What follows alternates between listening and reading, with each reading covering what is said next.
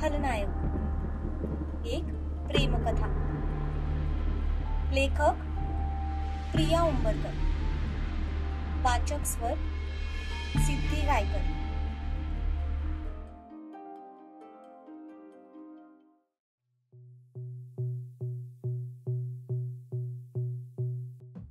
तपस्या तिच्या रूम मध्ये गेली आणि फ्रेश होऊन खाली आली।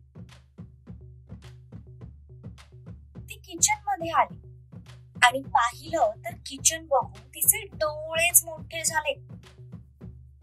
उभ्या आयुष्यात तिने इतकं मोठं किचन पाहिलंच नव्हतं।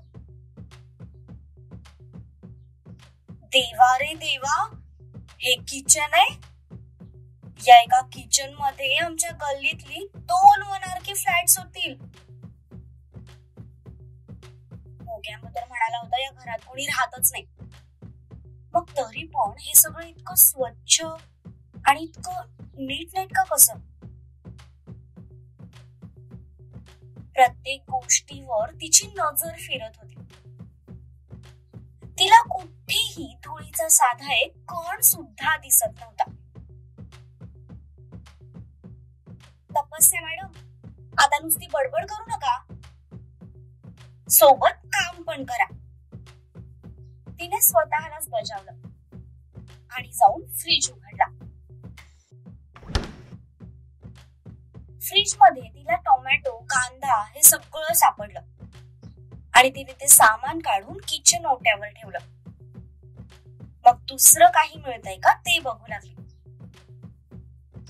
बरीच शोधाशोध केल्यानंतर तिला फक्त अंडी सापडली। खरं तर ती पोहे शोधत होती, पण तिला ते काही मिळालेच नाही। उपमा करायला रवा सुद्धा नव्हता। शेवटी तिने ऑमलेट करायचं ठरवलं। तिने लगेच बाजूचा ऍप्रन गळ्यात अडकवला आणि कुकिंग साठी सज्ज झाली। ट्रॉलीमध्ये तिला चॉपिंग बोर्ड आणि चाकू सापडला। तिने ते सगळं पाण्याने स्वच्छ धुवून घेतलं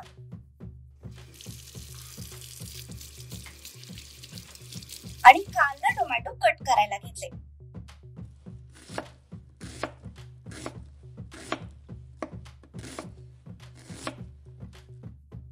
एक थेंब बासु की कीमत तुम क्या जानो ओनियन बाबू, वो तो सिर्फ हम जानते हैं।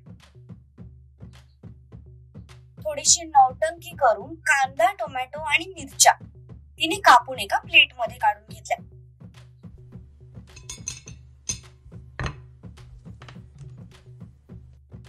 ट्रॉलीतून एक पॅन काढत गॅसवर ठेवला। पॅन गरम होईपर्यंत तिने एक बाउल घेतला।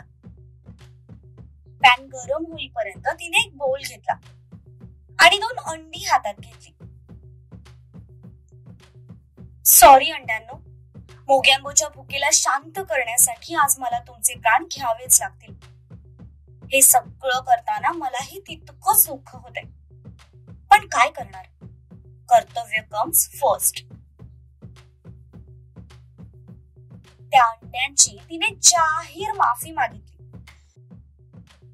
आणि त्या दोघांचाही जीव घेत तिने त्या बोलमध्ये त्यांना रिकामं केलं। तिने कांदा, टोमॅटो, हिरव्या मिरच्या आणि एग्स सगळं व्यवस्थित मिक्स केलं आणि पॅनवर थोडं ऑइल टाकून एक ऑमलेट बनवलं।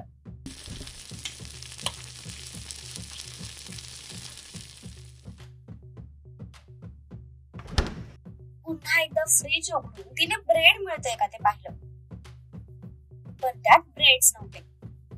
त्यामुळे तिचा नाईलाज झाला। तिला एक मिल्क पावडरचा पॅक दिसला। तिने ते पॅक घेतलं आणि मस्त 2 कप चहा बनवला। दुसरीकडे साइड बाय साइड ऑमलेट सुरू होतं।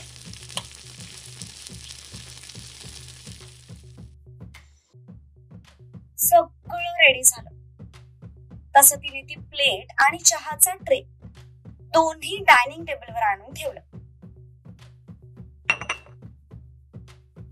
तितक्यात तिला तो सुद्धा खाली येताना दिसला।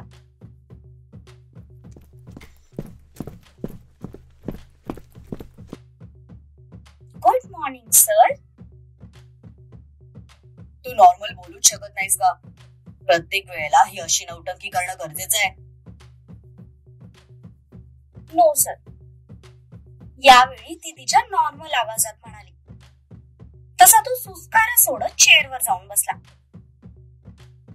तो बसताच तिने घाईघाईने त्याला ऑमलेट सर्व्ह केला आणि चहाचा कप सुद्धा त्याच्या समोर ठेवला. फ्रीज मध्ये फक्त अंडी होती म्हणून ऑमलेट बनवलं. तो काही विचारायच्या आधीच तिने उत्तर दिलं. त्याने मात्र तिला काहीही प्रतिक्रिया दिली नाही. सरळ नाईफ आणि फोक हातात घेतली आणि खायला सुरुवात केली. पण पहिलाच घास तोंडात टाकता त्याच्या चेहऱ्यावरचे एक्सप्रेशन्स अचानक बदलले. काय झालं सर? हे ऑमलेट बनवताना काय काय टाकलेस? सगळंच. कांदा, टोमॅटो, हिरवी मिरची आणि अंडी. आणि मीठ? ओ सॉरी, मी आता टाकून आणते. आणि ते कसं?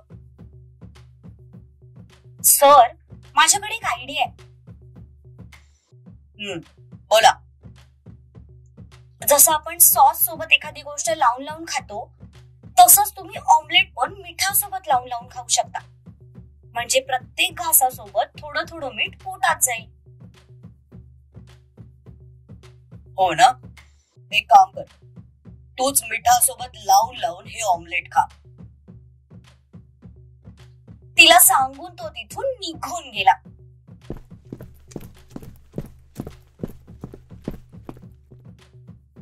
काय यार, कसला आखडू आहे हा माणूस. एक दिवस विदाउट मीठ ऑमलेट खाता येत नव्हतं ह्याला. ती तिथल्या खुर्चीत बसली. तिने रागातच समोरचा चहाचा कप उचलला आणि तोंडाला लावला. पण जसा तिने त्याचा सिप घेतला तशी एक जोरदार गुळणी तिच्या तोंडातून बाहेर पडली. याक, हा चहा असा का लागतोय? खरं तर त्या मिल्क पावडरची एक्सपायरी डेट संपून गेली होती. त्यामुळे त्याची टेस्ट एकदम वेगळीच लागत होती. तिने ते सगळं सामान पुन्हा किचन मध्ये नेऊन ठेवलं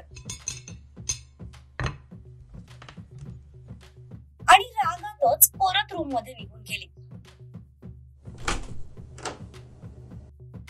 थोडा वेळ ती अशीच टाइमपास करत बसली. तितक्यात तिचा मोबाईल वाजला. पाहिलं तर सईचा फोन होता. हा सई, बोल. ताई, अगं कुठेस तू? अगं सई, मी तुला सांगायचंच विसरले. सम्राट सरांनी मला जॉब दिलाय आणि तो जॉब इकडे पनवेलला आहे. त्यामुळे मी काल रात्रीच इथे शिफ्ट झाले. काय सांगतेस? खरंच? हो, काही दिवस मी इथेच थांबणार आहे आणि सुट्टी मिळाली की येईन तुला भेटायला. हो हो चालेल, काहीच हरकत नाही. तुला यायचंय तेव्हा ये, पण कॉल मात्र नक्की करत जा. हा हो सई. चल ताई, बाय. काळजी घे आणि दिलेलं काम प्रामाणिकपणे कर. बॉस एकदम इम्प्रेस झाला पाहिजे. सईने फोन ठेवून दिला. बिना मिठाचं ऑमलेट खाऊ घातल्यावर तो काय डोंबल माझ्यावर इम्प्रेस होणार आहे?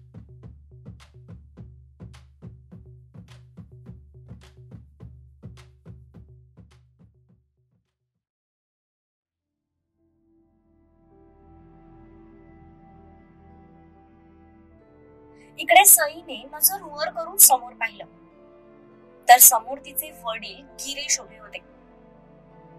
त्यांनीच तिला फोन करायला सांगितला होता. निदान ती कुठे आहे, व्यवस्थित आहे की नाही, हे त्यांना जाणून घ्यायचं होतं. फोन स्पीकरवर असल्यामुळे त्यांना तपस्याचं सगळं बोलणं ऐकू आलं. तेव्हा कुठे त्यांच्या मनाला थोडं समाधान मिळालं. बाबा, तुम्हाला एवढीच तिची काळजी आहे तर तिला का जाऊ दिलं? इथे राहून पण काय मिळालं असतं तिला? फक्त आणि फक्त टोमणे. त्यापेक्षा निदान तिला तिकडे ती हवं तसं राहील आणि या घरात पण शांतता राहील. गिरीशने कोड्यातच उत्तर दिलं आणि निघून गेले.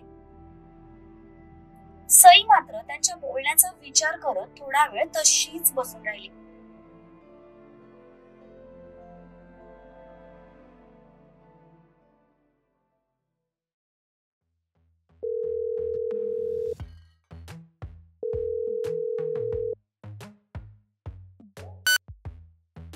Hello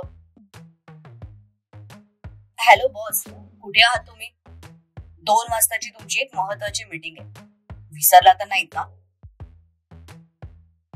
yes, I am coming तेजा.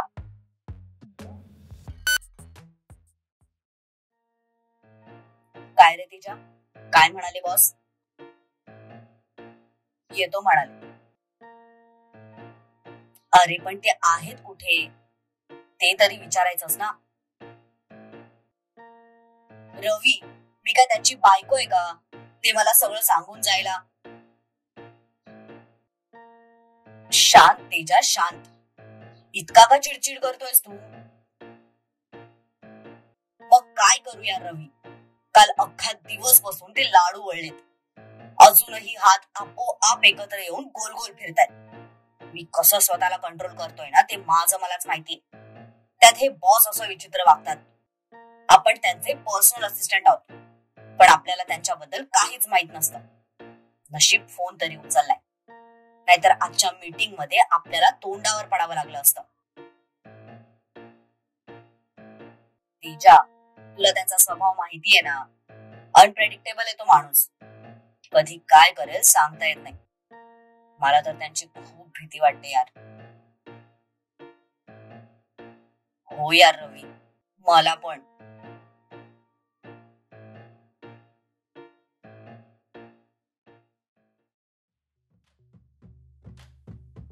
इकडे नुकत्याच जॉबला लागलेल्या केअरटेकर मॅडमने पूर्ण घराचा ताबा घेतला होता. ती पूर्ण बंगल्याचा फेरफटका मारत होती. पण अचानक तिच्या समोर एक मुलगी येऊन उभी राहिली. तशी ती दचकली आणि जागेवरच 2 पावलं मागे सरकली. Hands up. तपस्याने तिच्याकडे बघून हाताची 2 बोटं केली. तसं त्या मुलीने घाबरून हात वर केले. पण तिच्या हातात बंदूक नाही हे बघताच तिने हात परत खाली केले. Madam, me. Keep your mouth shut and hands up. कोण आहेस तू? मुलगी आहे. ते मला पण दिसते. नाव काय तुझं? हेमा. मालिनी? सॉरी, जोक केलाय. थोडीशी हस. तसं त्या हेमाने बत्तीशी दाखवत जबरदस्ती स्माइल केली. काय ग हेमा, सकाळी पालकाची भाजी खाल्ली होतीस का? हो. तुम्हाला कसं कळलं? तुम्ही भविष्य पाहता का? नाही. दात बघ तुझे, पांढरे कमी आणि हिरवे जास्त दिसत आहेत. खाणेरडी कुठली. सॉरी मॅडम, ते सरांचा फोन आला आणि मी घाईघाईतच निघाले. सम्राट सर, त्यांनी तुला का फोन केला? ते जेव्हा पण इकडे येतात तेव्हा फोन करून येतात. मग त्यांच्या येण्याच्या आधी मी सगळी साफसफाई करून ठेवते. साफसफाईच करतेस की साफसफाई करतेस? नाही हो मॅडम, मी माझं काम प्रामाणिकपणे करते, म्हणून तर सर माझ्यावर विश्वास ठेवतात. बरं बरं, सरांनी का फोन केला होता तुला? ते सर म्हणाले की त्यांनी तुम्हाला या बंगल्याची देखभाल करायला ठेवले आणि आजपासून तुम्ही इथेच राहणार आहात. मग तुम्हाला काय हवं नको ते बघायचं आणि काही मदत लागली तर ती पण करायची. म्हणून आले. गुड. मदत तर मला हवीच आहे. मला सांग, इथे जवळपास मार्केट आहे? घरात काहीच सामान नाहीये. हा, जवळच एक मार्केट आहे. तुम्ही तयार होऊन या, मग आपण जाऊ. मी तर येतेच तयार होऊन, पण तू पहिला तुझे दात घासून ये. तपस्या म्हणाली तशी ती बिचारी तोंड पाडत निघून गेली.